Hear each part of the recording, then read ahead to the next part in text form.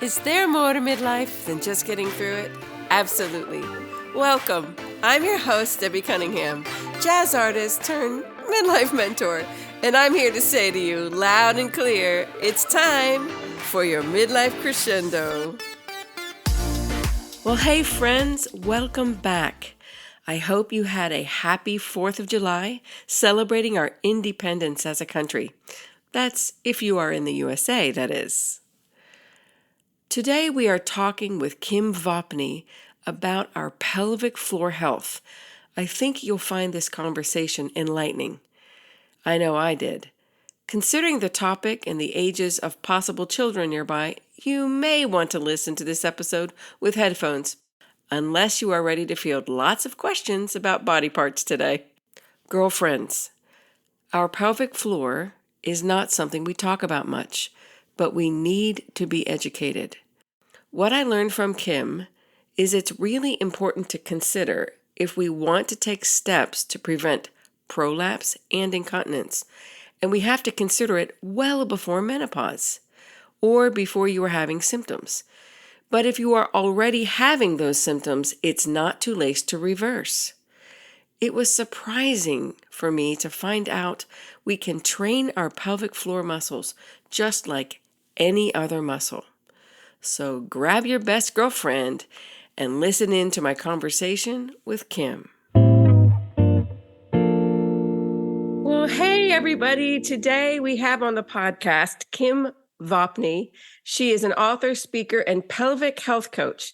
She is a certified fitness professional who became passionate about spreading information on pelvic health after the birth of her first child over 18 years ago. Her most recent book, Your Pelvic Floor, launched in March 2020 and was on the bestseller list immediately. After experiencing the upheaval of peri-menopause, she began educating herself on ways to support her own body and then took a certification to become a menopause support practitioner so she could help others navigate the transition with ease.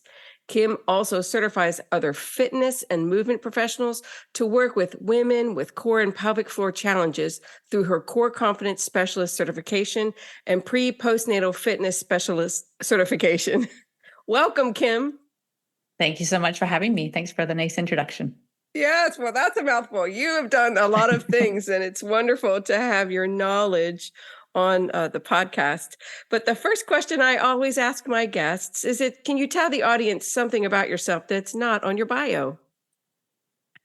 I moved around a lot as a kid, and when growing up, you follow your parents around. But one of the really cool places that I got to live in was Indonesia, and this is at a time way before the internet. So I remember my dad coming home and saying, "I've got this job opportunity in Jakarta, Indonesia," and I didn't even really know where that was. And so we got out the big atlas and looked, and Right. and I just thought, "Oh my goodness, where the heck are we going?" But anyway, it was quite the adventure. We look upon that fondly from a family and have some great friends from there. So that's something not a lot of people know. Oh, I love that. And the world is big and it's also small. Yeah. So I love that you have that connection with Indonesia and that you had a great experience living there. Yeah, I love that country. Well, can you share a little bit about your journey to becoming a pelvic floor coach for the audience and then a menopause support practitioner? We'd love to hear a little bit about that journey. Yeah, I began, it was, I always say it was kind of accidentally on purpose. And I didn't grow up thinking that this is something that I wanted to do. But it stemmed from being a child and watching my mom struggle with certain things and being curious and asking her questions. My mom was a nurse, so she was very open with body information and shared information about herself and her journey with me being a female as well. And early on, I asked about, because we saw a childbirth video in grade 6, and I remember her, I came home and looked at her differently and then asked her questions about her births, and she told me about episiotomies. And so from that video and my mom telling me what an episiotomy is, I thought, okay, I'm marking that on the list that's not something that I'm interested in doing. And so grew up thinking I was never going to have kids. And oh no. Yeah. So anyway, then of course I meet my husband, then I decided I do want to start a family. But I was really determined to have a different story than my mom. And I did, at the time wasn't a ton of the internet was there, but not a ton. There wasn't a lot of information about it. And I didn't even really know what I was looking for. It was basically how to prevent tearing, and asking my midwives about it. And they had told me about a product called the Epino, which is a biofeedback device from Germany. And it helps women connect with this group of muscles that we can't see called the pelvic floor. And it has been shown in studies to help reduce tearing. So I thought, well, perfect, I'm going to use one of these. And I did, had a great experience. And then I thought, well, I purchased this from, it's manufactured in Germany. I purchased from one woman living in Ontario, Canada. Maybe they need somebody in BC, Canada, where I was living. And so I contacted the manufacturer and said, could I be a distributor? And that's how it really started. Wow. It wasn't necessarily supposed to be a business, though. I thought, well, I'll sell a few of these on the side, make a little bit of extra pocket money. I'll continue on in I was in an HR career at that time.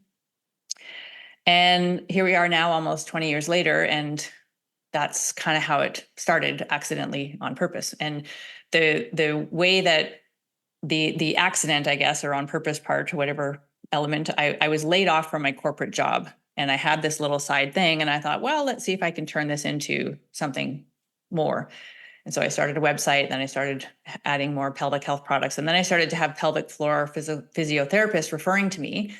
And I'd never heard of a pelvic floor PT. So I learned about what they did. And then, kind of like I was screaming from the rooftops about this Epino product, now I was screaming at the rooftops about pelvic floor PT, and still do. And so I learned about the importance, like what they were doing and how they were helping optimize muscle function. And prior to me having an HR career, I was a personal trainer. So I'd spent many years coaching people through fitness and movement, and all the principles that they were sharing with regards to, preventing issues with the pelvic floor, restoring function with the pelvic floor, was really fitness based. So I recertified my fitness. And then I said, I'm going to focus on pre-postnatal. And I wanted to obviously sell some of these products now that I had a website, but I really wanted to get this information to people ahead of time, before there was a problem that needed to be, quote unquote, fixed. Yeah. And so that was kind of the start. Then recognize that, my first program, Prepare to Push, was helping prepare women for pregnancy, for birth, selling the Epino if they wanted one. Then I saw this postpartum recovery being overlooked. So then I formed a second business called Bellies Inc. with two other women. Started, helping educate there. We manufactured our own postpartum wrap, coupled it with restorative exercise. Obviously, the pelvic floor was a big part of that conversation. Right. Then my business partners and I were going through peri-menopause, which we'd never really heard the term peri-menopause before. And we said, you know what, there's a whole other layer of pelvic health consideration here. Yeah. It isn't just about do your Kegels in pregnancy, or here's how you want to optimize your postpartum recovery. There are people who never become pregnant, who never give birth. And anybody who's reaching midlife, we're all going to go through menopause. So then it became another chapter, really, to introduce what we need to know from a pelvic health perspective during that transition. So that's kind of where I'm at now. I still do have information and support for people going through pregnancy, but the primary population that I work with is perimenopause, postmenopause. Okay. That's fascinating. So really, pelvic floor health actually starts way before you even enter menopause, especially when you're talking about pre and postnatal. And I know you've done some research about France. They obviously have a lot of pelvic floor recovery, PT, in their recovery programs over there. Mm-hmm. I've heard you talk about a little bit online. So menopause obviously can throw women some big curveballs, and our general health as well as pelvic health. And most midlife women I speak with say the most surprising thing that they experience with menopause is incontinence. Mm-hmm. Can you tell us why that happens and give us some information about that? Mm-hmm.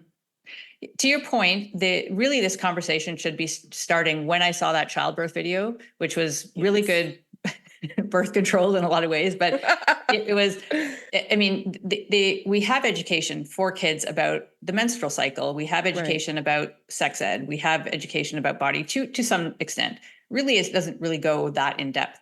And I think that that's a prime opportunity to introduce the concept of this really important group of muscles that, being a female, we do have fluctuating hormones. We do have menstrual cycles. Many of us do become pregnant and give birth. We will all go through menopause if we reach midlife. and there's other layers in there that can influence this group of muscles as well, but we are at greater risk than our male counterparts, and we deserve this information way ahead of time. It's not something that we should, just because we now have a problem to fix, that we should be learning about it. If we learned ahead of time, we could prevent. And similar to where I was with trying to teach people in pregnancy, and I created my Prepare to Push program, it's kind of the same with perimenopause. Let's talk about perimenopause and postmenopause before we're there, so we can prepare our bodies for it and train for it almost, right? So incontinence is definition, stress urinary. There's different types of incontinence, but most people think of the urgency and the stress incontinence. So stress urinary incontinence is where little bits of urine will leak out with a laugh, cough, sneeze, jump, some sort of exertion. Urgency is where you have a sudden overwhelming urge and feel like you can't make it to the bathroom in time, often don't make it to the bathroom in time. Some people just have urges. Some people have urgency and loss of urine. Those are the two most common. You can also have anal incontinence, which is gas or stool that might leak out. Much less common, but much more life-altering as well. And oftentimes, the transition, or we reach our destination of that one day of menopause, and we're post-menopause for the rest of our life. But during this transition, incontinence is often showing up. For many people, it shows up for the first time. For some people, it might have been a kind of a little bit of a nuisance, but we've been able to sort of just manage it or put up with it or wear a couple pads, or it only happens sometimes during my cycle. We poo-poo it away. But the arrival of our menopause and that decline in hormones is a major catalyst for pelvic health problems. So there's a whole umbrella term called genitourinary syndrome of menopause, of which incontinence is one component of that. So it's a collection of signs and symptoms to do with the pelvis, genital symptoms, urinary symptoms, sexual symptoms, with incontinence being the loss of urine. And urinary incontinence being the loss of urine. And it is, yes, the sudden loss of estrogen is a major contributing factor. There are other things that contribute as well. The loss of muscle mass, the loss of type 2 muscle fibers, which are more common post-menopause, the loss of collagen, the loss of hyaluronic acid, the posture we have maybe had for many years of our life, the scar tissue we might have because of childbirth or other types of surgeries, abdominal surgeries, or even other pelvic surgeries. So there's many contributing factors, constipation even, and constipation is more common during the perimenopause, postmenopause transition. So it's kind of a chicken and the egg, like which is what's happening first, but it's often that loss of estrogen that kind of is like the straw that broke the camel's back and really brings these symptoms much more strongly to the surface. We often buy into the lie, and we hear it in culture that it's just, especially if you've been a mom, if you've given birth, it's just the mom bladder. It's just part of it. That's the way it's going to be. Are there other signs that we need to strengthen our pelvic floor muscles? Yeah, the messaging we hear is very much, that's just part of being a woman. What did you expect after you gave birth? This is what happens and just a part of aging. And so we hear these from media, we hear these from care providers, we hear it through in conversations with family or girlfriends, and we just think, okay, I guess I just need to put up with it. And many people do. And a lot of people, and like statistically, those are reported cases. Like not everybody even goes to their doctor and talks about these problems. So I think there's the numbers are actually higher than what are shared, because I think there are a lot of people that just accept it and don't ever talk about it and don't seek help. But to your point about what, like, are there other kind of clues or signs, then the compounding effect of the aging and all of the other things is one component. And we, again, simply don't have the knowledge of all the things we could be doing preventatively. But things like if we are constipated, if we have painful sex, if we have low back pain, if we have pubic joint pain or hip pain, if we have tailbone pain, if we have difficulty with insertion, and that could be with a tampon if somebody was during perimenopause still having a cycle, with penises, fingers, anything in being inserted, sometimes people feel discomfort or pain, or they feel like there's something in the way. Those are common. Some people may say they feel sensations of heaviness or pressure in their pelvis. Some notice the leaks, some notice the urgency, some notice that they feel like they have to go to the bathroom all the time. And people who are dealing with those types of symptoms will think of, like, they associate being weak. My pelvic floor is weak, therefore I need to strengthen. And when we look up how to strengthen the pelvic floor, we will see Kegels. And Kegel exercises are very well established as first line of defense. They do work when they're done correctly and consistently, but nobody is evaluated. Nobody is taught how to do Kegels, and nobody has their pelvic floor evaluated to see if they would maybe benefit from a different approach to Kegels. And they associate strength with tight, because sometimes after childbirth, they often think like things don't feel quite as they used to. They may not have as much sensation. They may feel loose, quote unquote, and therefore I need to tighten. Mm-hmm. So they equate strength with tight, but a tight muscle is a weak muscle. And oftentimes people have a lot of tension in their pelvic floor that they need to let go of to find the strength. And that tension is often because of shame and trauma and posture. And even if somebody does have incontinence and they are afraid of leaking or they are afraid of not making it to the bathroom in time, there's going to be a guarding that happens because of that, sometimes unconsciously.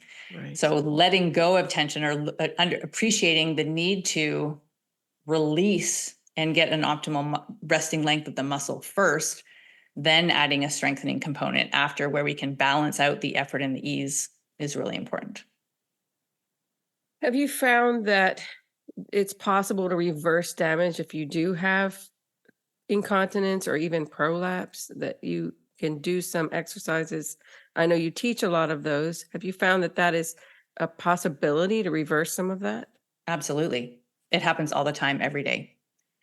The belief and the challenge is, because people think of Kegels, and it is like, once you, if you read about it online, or if you get a brochure from somebody and you go home and you do them, we have evidence to show that most people do them incorrectly. So then they think they don't work. So then they just give up. And then they're just like, well, I guess it's not going to work for me. But it's really important to have a good, thorough evaluation of your pelvic floor with a pelvic floor physical therapist. Those are physical therapists who have additional training in the pelvic floor. In Canada, they're called physiotherapists. In the United States, they're called physical therapists. So they are licensed to evaluate and treat beyond the opening of the vagina.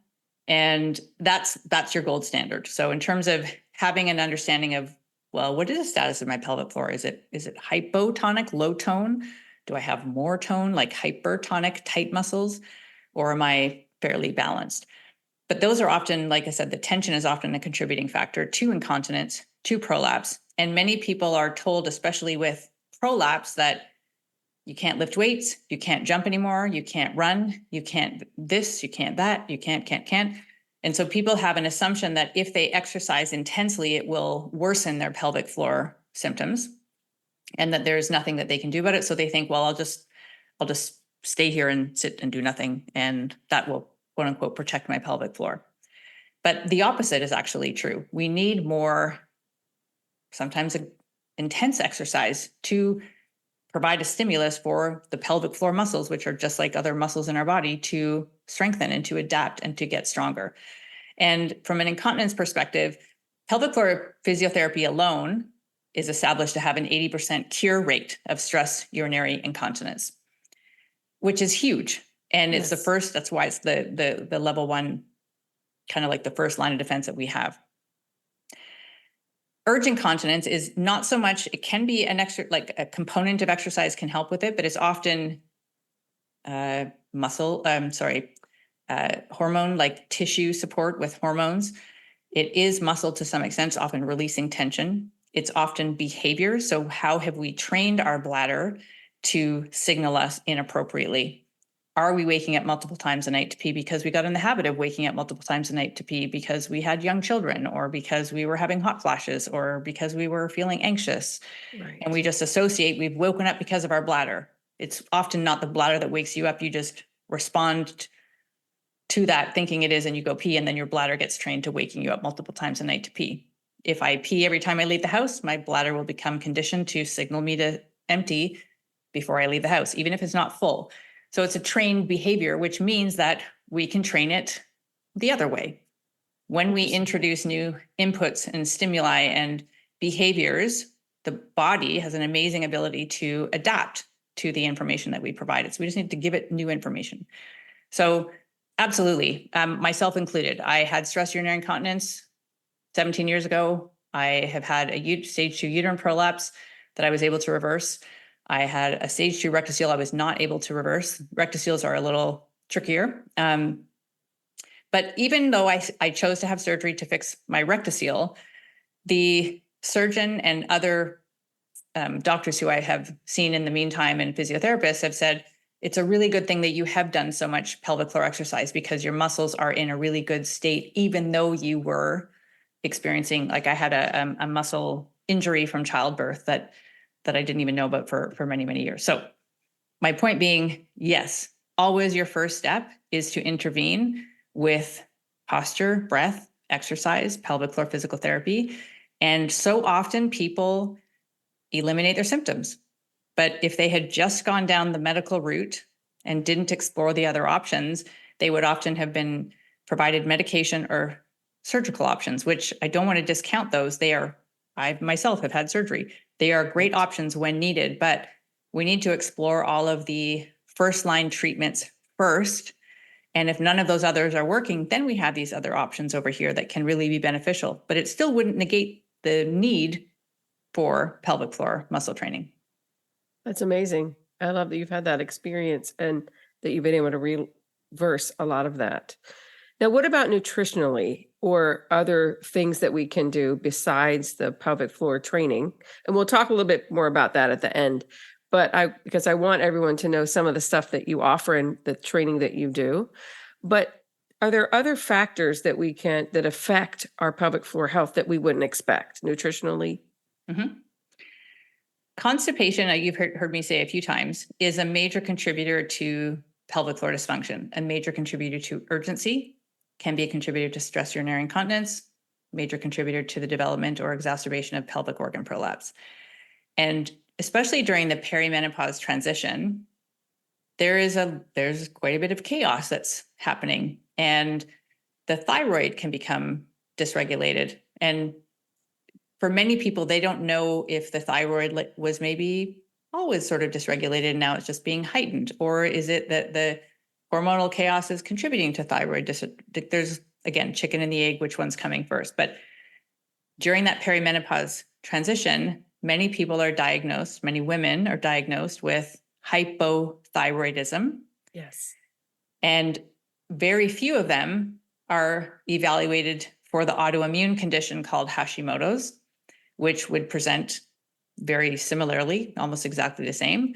And both of those also present very similarly to many of the symptoms in perimenopause. So we could explain away many symptoms to perimenopause or to stress or to anxiety. And no one really, again, unless you're going out and seeking this, is provided any guidance as it pertains to things like thyroid health or hormonal health. To round that up, the constipation piece, when you have dysregulated hormones, if your thyroid's not working correctly, you're going to be pooping differently. And often people are getting constipated. So again, it's another cog on the wheel of things that can contribute to pelvic floor dysfunction. Mm-hmm. And then we think, well, I haven't changed anything. I'm eating the same way that I've always eaten. I'm doing all the same things. And that's part of the problem, because we're changing. Like, our body physiology is changing, but we're not changing anything to adapt with that. Right. And so if we're struggling with constipation, we can come in with diet. We can also come in and help the perimenopause symptoms and all the other kind of hormonal chaos we experience with food. Now, I'm not a nutritionist, right, so I share nutritionist created meal plans in my program, and also speak with what my own personal experience was. So eating in ways that fuels you, that allows you to poop well, that can help with urgency is really important. Water is one of the first places I start. So many women are not drinking enough water because they're afraid of leaking, because they're afraid of having the urges. And they think, well, if I just don't have any water and if I don't drink anything, then I won't have that. But then the urine becomes more concentrated. The bladder becomes irritated. That's going to signal you more strongly. So drinking 2 to 3 liters of water per day, and that sounds alarming to so many people, but spread out over the day, will be very helpful. Well, that will help with incontinence. It will also help make sure you're pooping well.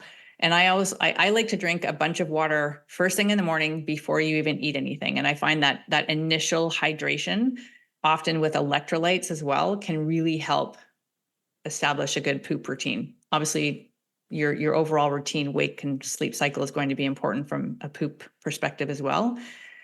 So water, then we want to look at how much fiber we're eating. 25 to 35 grams, somewhere in there is the general recommendation. Play around in there, track your food, track your water, track your macros, how much protein, how much fat, how much fiber, how much carbohydrate, and see where are you best served with your energy levels, pooping well at least once a day. And the Bristol stool chart, if you don't know what that is, Google Bristol, Bristol, stool, STOOL chart, and it gives you a visual of 7 different types of poop. And we're aiming for a number 4 on the Bristol stool chart. Number 3 is not bad either, but number 4 is kind of that's the gold standard. And if you're not pooping, like you could be pooping every day, but if you're not pooping a number 4, well, it's a number 2 chart, but I know if you're not pooping with a number 4, then that might mean there's a problem with digestion and could potentially be straining. And maybe you're not eliminating enough toxins, and maybe you have hormones recirculating back into your system, because pooping is how we get out the, pun intended, the toxic stuff for our body. Yes, exactly. Yeah. So we need to be pooping well, and we want to have enough fiber. We want to have enough good fats. We want to have enough protein. More and more research is establishing around a gram per pound of body weight for females, for everybody, really. And if you look at the general recommendations, it's pales in comparison to that. We just, especially women, don't have a lot of protein. And that's also going to help our capacity to build muscle. And if we're trying to do pelvic floor exercise to strengthen these muscles, we need to fuel those muscles with what we're putting in our body nutritionally as well.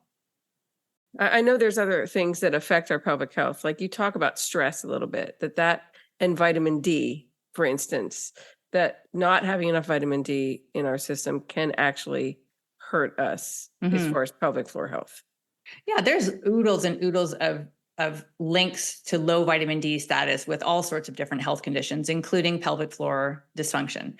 And so, and it's, yes, we can supplement, but we also, as a society, we don't go outside in the sun. Right. And when we do, when we're in the sun, we're covered up and we put on sunscreen. And so we're not getting natural vitamin D as much as we would benefit from. So, but yes, low vitamin D levels. There's some research about omega fatty acids. Sea buckthorn oil has been shown to help with vaginal dryness.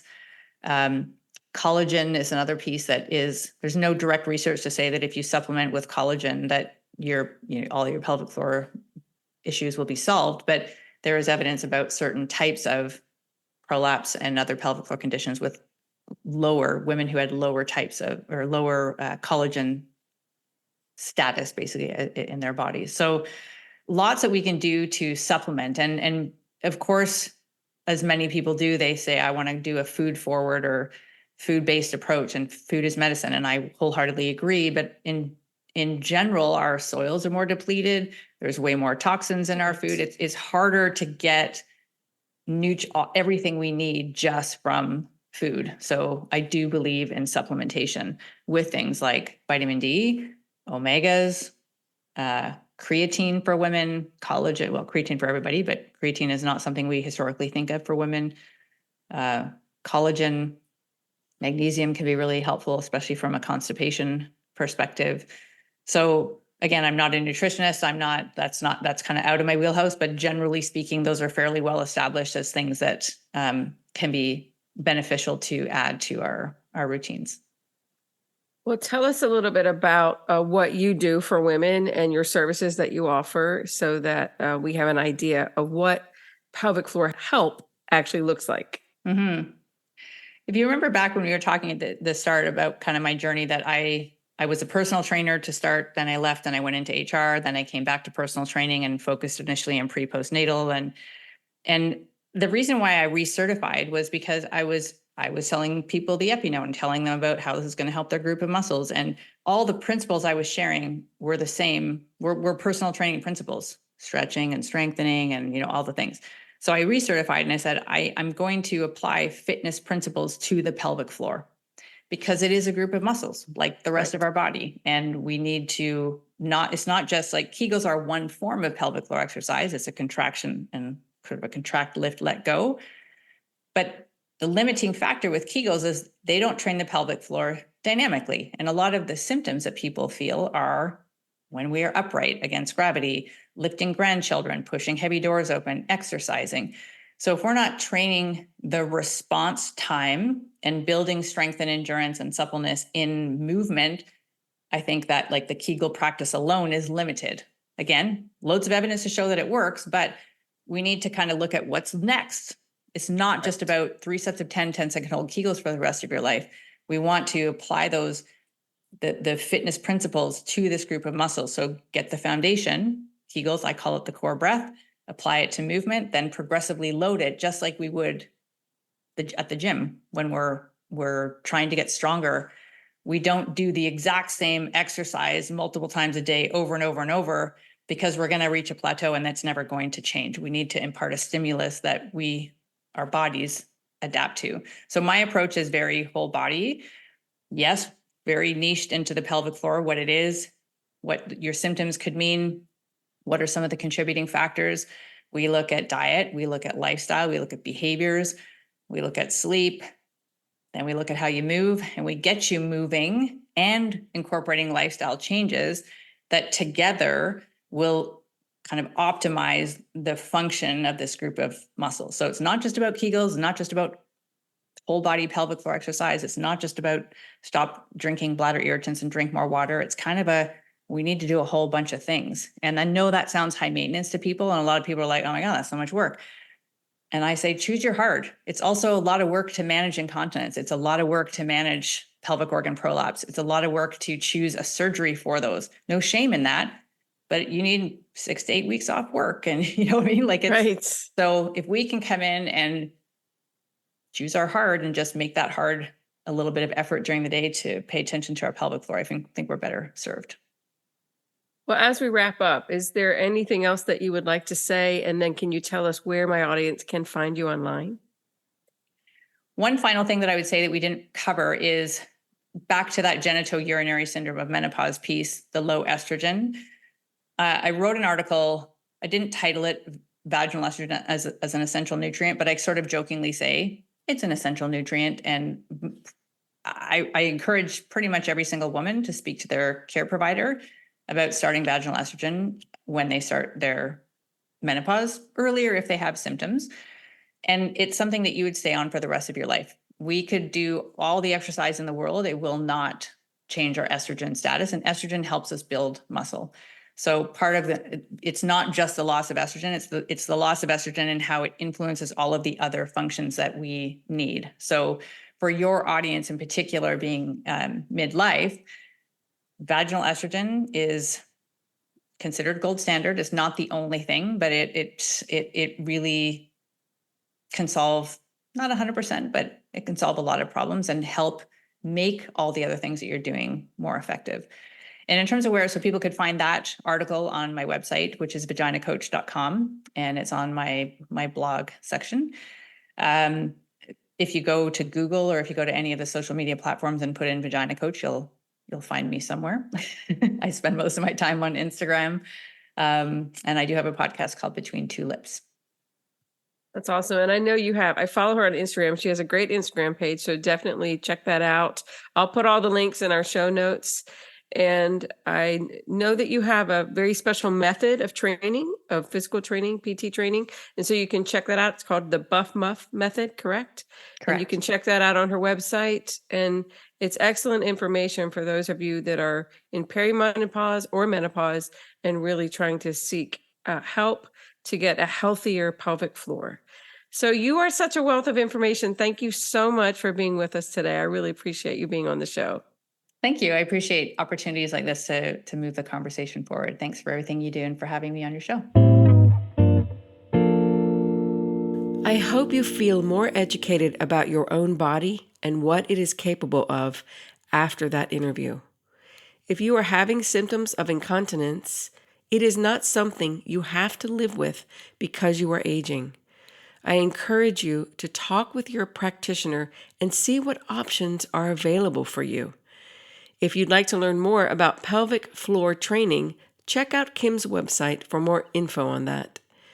And if you have a younger woman in your life who is pregnant, daughters, daughter-in-law, nieces, sisters, friends, please share this episode with them. Being educated early about pelvic floor health now can help them post-birth. Next week on the podcast, we will be talking with author Jillian Boehm about her journey to fulfilling a lifelong career, the years it took, and how being tenacious finally paid off. So be sure to tune in next Monday. If you have found Midlife Crescendo helpful or encouraging on your midlife journey, please consider writing a review of the podcast wherever you listen. And if you've left a review, thank you so much. It helps more women like you know about the show and get the encouragement they need in this sometimes crazy season of life. Thanks for tuning in today, and remember, midlife is just a brand new season to find your passion and purpose for your grand finale. Talk next week.